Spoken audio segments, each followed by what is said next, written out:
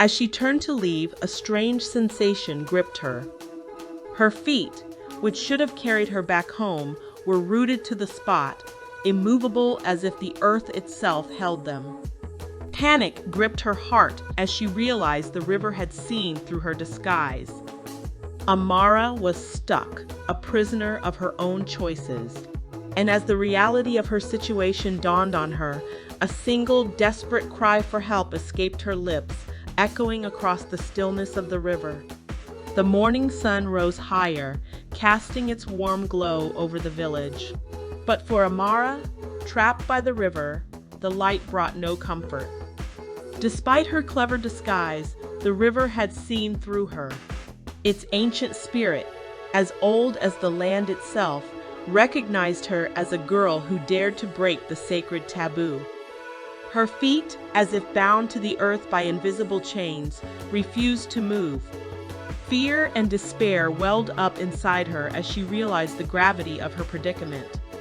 Word of Amara's plight spread through the village like wildfire. Men who were allowed by tradition to visit the river during the festival found her there, stuck and helpless. They tried to free her, but it was as if the river itself held her in place. Whispers and murmurs ran through the crowd that gathered. "The river has caught her," they said, a mix of pity and fear in their voices. Upon hearing the news, Ori rushed to the scene, pretending to be concerned, secretly rejoicing, thinking her plan had succeeded. She had wanted to bring Amara down, to remove her from the prince's affection, and now fate had played into her hands. To the villagers, she appeared as a concerned stepmother, wringing her hands, her voice trembling with fear for her stepdaughter. But inside, she rejoiced, believing her wicked plan had succeeded. As the day turned to evening, and the evening into night, Amara remained stuck. The villagers returned to their homes, their hearts heavy with the strange turn of events. The festival, usually a time of joy and celebration, was now overshadowed by the misfortune that had befallen the young girl. Amara, left alone by the river, felt the weight of loneliness and despair. The gentle sound of the flowing water, which had always been a source of peace, now seemed to mock her. The night brought no relief, only the cold embrace of the river's curse. She closed her eyes, wishing for a miracle, for someone to break the spell that held her captive.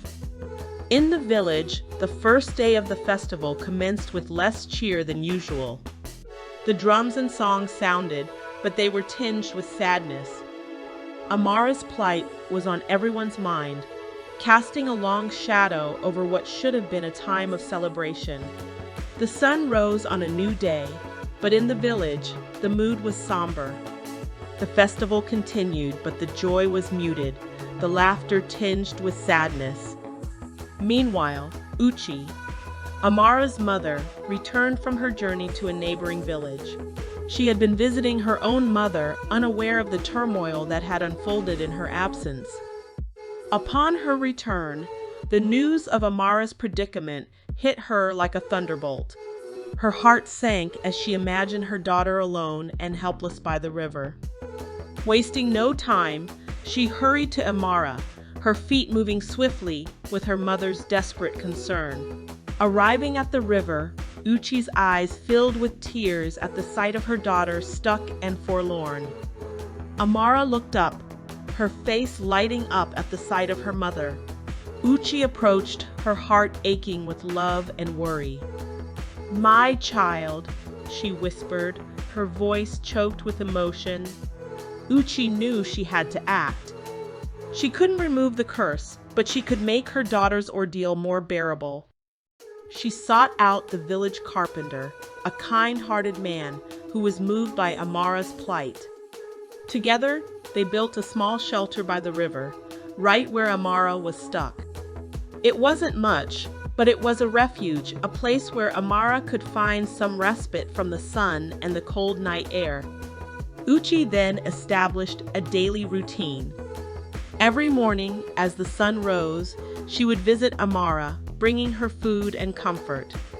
She would sit with her, talk to her, and keep her company, trying to bring a semblance of normalcy to the surreal situation.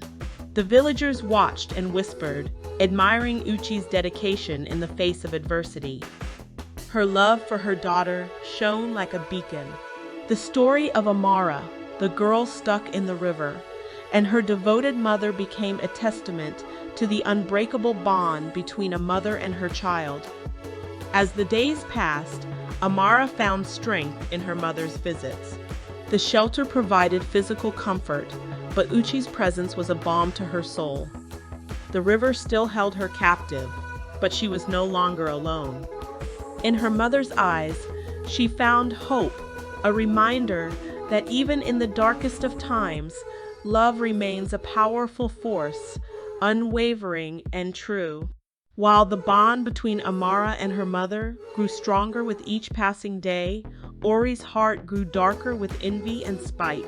And so, amidst the festival's closing ceremonies, tragedy struck. Ori's wicked plan backfired, resulting in a grievously wounded Yugo, her own daughter. The revelation of Ori's jealousy and deceit sent shockwaves through the village.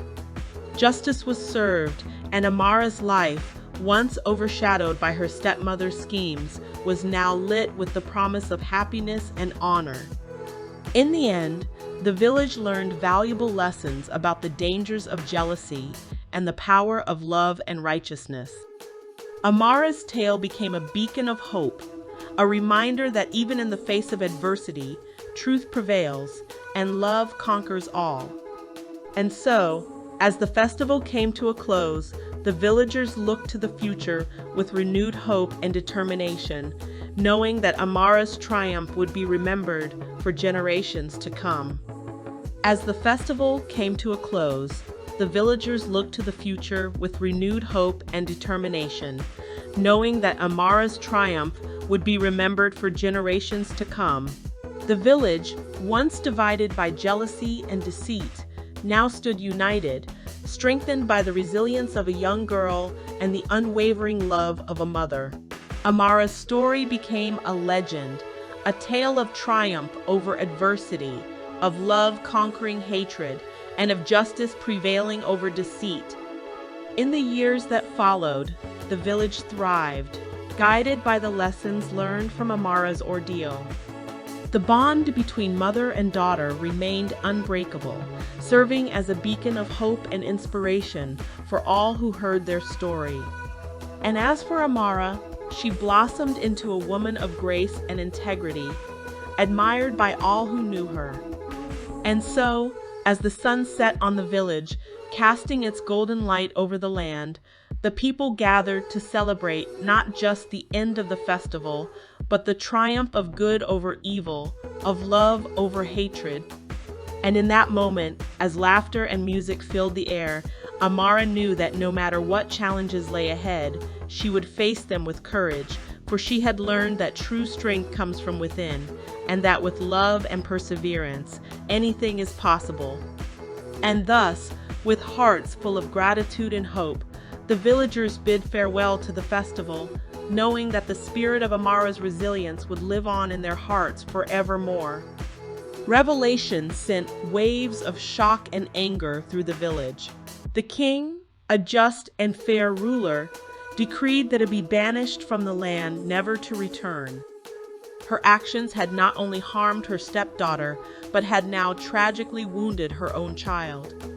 As for Amara, the river's curse lifted on the seventh day, as prophesied. She stepped free, not just from the physical bonds, but also from the shadow of O's hatred. The prince, who had been a silent witness to the entire ordeal, stepped forward with the king's blessing. He reaffirmed his intention to marry Amara, recognizing her strength, resilience, and the purity of her heart. The story of Amara, the girl stuck in the river, became a tale of triumph over adversity, of truth prevailing over deception. It was a tale that would be told for generations, a reminder of the dangers of jealousy and the power of love and righteousness. In the end, justice was served, and Amara's life, once overshadowed by her stepmother's schemes, was now lit with the promise of happiness and honor. I hope you enjoyed the tale. If so, please like the video, subscribe to the channel, and turn on the notification bell so that you won't miss out on the next one. Goodbye.